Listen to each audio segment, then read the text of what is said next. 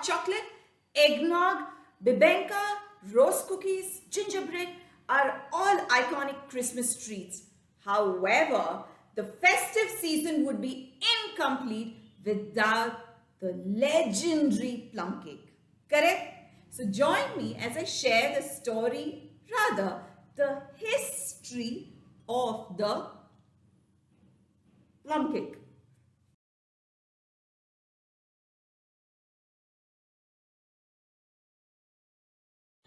Salve, salve, salve everyone. Salve means hello. And that's how the people of ancient Rome greeted each other. Ancient Rome, ta-da! The story or the history of the plum cake began in ancient Rome. Porridge, the food that built kingdoms. Porridge was an integral part of the ancient Roman food culture. They made a special sweet porridge called as satura as a part of Saturnalia, a Roman celebration of the winter solstice. And this porridge was made with barley, it was made with pomegranate seeds, it was made with pine nuts, it was made with lots and lots of raisins, and it was made with mead, a wine which was made with honey. Yum, yum, right? The recipe of this sweet porridge, the recipe of the sweet porridge traveled over a long period of time in history, and finally it reached medieval Europe. In medieval Europe, ta-da! This porridge recipe underwent a transformation and it was called by a different name, frumenti. Frumenti was made as one of the Christmas treats. It was a popular tradition then to follow a period of self-denial or fasting in the weeks leading to Christmas. And it was also part of the custom to make a rich porridge on the eve of Christmas and eat it or serve it to line one's stomach for the upcoming feast. Now, this porridge was made with oats, it was made with honey, it was made with spices, again lots and lots of raisins. Over a period of time, the ingredients got replaced, substituted, added, deleted. For example, the oats was replaced by wheat flour, egg, butter. Okay, slowly the porridge was actually getting a transformation. It was becoming a plum pudding. In poor families, which the families which did not have ovens, they bound the mixture in muslin cloth and they boiled it in boiling pots for many hours. Okay, and what emerged, the thick, dense dome, sticky dome, ta-da, was the plum pudding. Richer families which had ovens, they baked this mixture and with seasonal fruits and spices, right?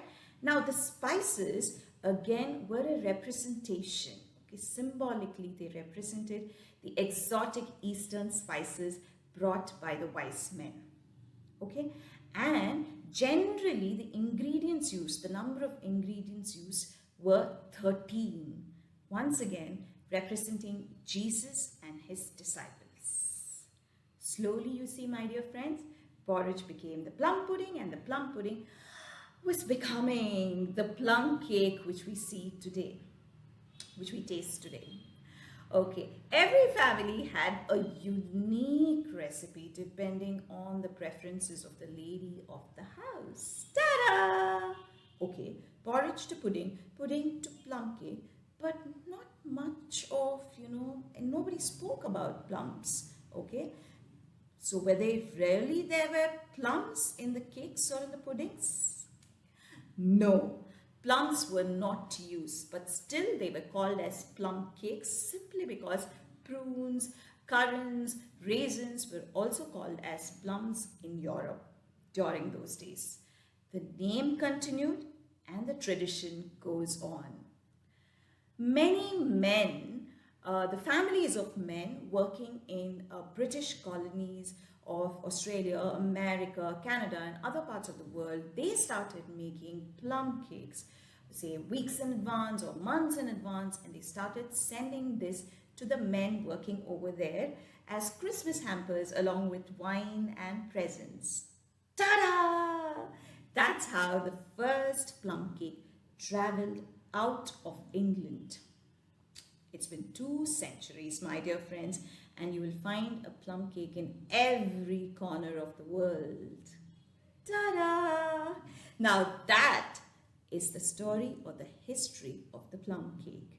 Now there are so many ingredients, so many variations based on the ingredients of the in the plum cakes, which are sold today. Okay, so you will find nuts soaked in rum, you will find tutti frutti, you will find figs, you will find apricots, you will find berries. So many variations, varieties of plum cakes. You will also find different flavored plum cakes. You will find the toffee one, you will find the ginger flavored one, the spiced one, the pumpkin flavored one. There are so many of them. Whatever it is, right?